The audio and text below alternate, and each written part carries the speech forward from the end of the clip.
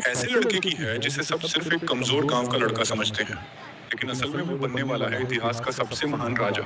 बहुत साल पहले एक आदमी था, ग्रे, जिसने एक अनाज से उठकर पूरी धरती का विजेता बन जाने तक का सफर तय किया था।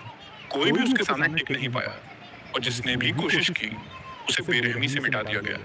मगर इतने सारे पावर और जीत के बाद भी वो अंदर से खाली था, अकेला था। फिर एक दिन अचानक उसे ऐसा लगा जैसे वो किसी बॉटमलेस समुद्र में डूब रहा है। और तभी किसी अनजानी आवाज ने उससे कहा, अपनी अगली जिंदगी में रोशनी को तलाशना। तभी उसे एहसास हुआ कि वो मर चुका है, और अगले ही पल उसने अपनी आंखें खोली, एक धीमी रोशनी वाले कमरे में, जहां दो अनजान लोग उसके ऊपर झुके हुए थे। वो उसे आर्थर बुला रहे थे और आपस में बात कर रहे थे कि उनका बेटा कितना उनके जैसा दिखता है, जबकि उसे नहीं पता था कि ये लोग कौन हैं और वो कहाँ हैं।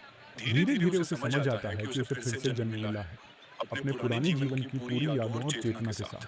लेकिन ये महान राजा अब सिर्फ एक नन्हा बच्चा है, और उसे ये सब बहुत एम्बैरेसिंग लगता है।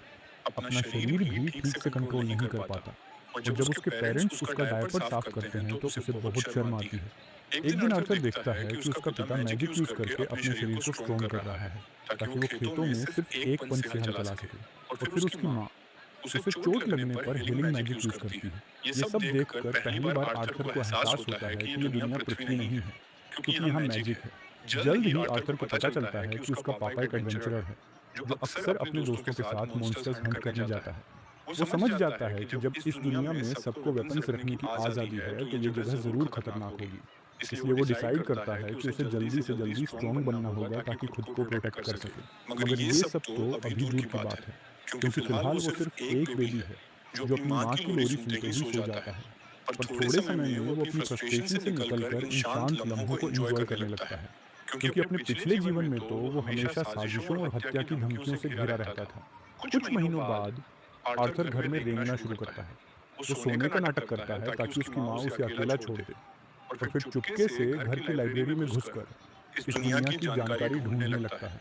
उसे पता चलता है कि जिस कॉन्टिनेंट में वो रह रहा है उसके साउथ में ड्वार्फ्स का देश है, नॉर्थ में एल्व्स का, और बीच में ह्यूमंस का किंगडम है। पर यहाँ के राजा अपने बेटों को ही अगला राजा बनाते हैं। जैसे उसके पिछले जीवन में राजगद्दी के लिए खून खराबा होता था, वैसा यहाँ नहीं है। एक किताब में उसे मैजिक के बारे में जानकारी मिलती है। आर्थर समझ जाता है कि मैजिक ही वो वजह है जिसके चलते इस दुनिया में साइंस और टेक्नोलॉजी बहुत पीछे है। सिर्फ 1% लोग ही मैजिक यूज कर सकते हैं, और किसी की मैजिक कैपेसिटी उसके पेरेंट्स पर डिपेंड करती है। मैजिक यूजर्स दो तरह के होते हैं। पहले होते हैं ऑगमेंटर्स, जो अपने शरीर को माना से स्ट्रॉन्ग बनाकर वॉरियर्स की तरह लड़ते हैं। और दूसरे होते हैं कॉन्जरर्स, जो माना को अपने शरीर से बाहर निकालकर स्पेल्स करते हैं। आर्थर समझ जाता है कि उसका पिता एक ऑगमेंटर है, लेकिन उसकी माँ कोई नॉर्मल कंजरर नहीं है, क्योंकि वो हीलिंग करती है। आर्थर फिर मैजिक सीखने के तरीकों को पढ़ता है।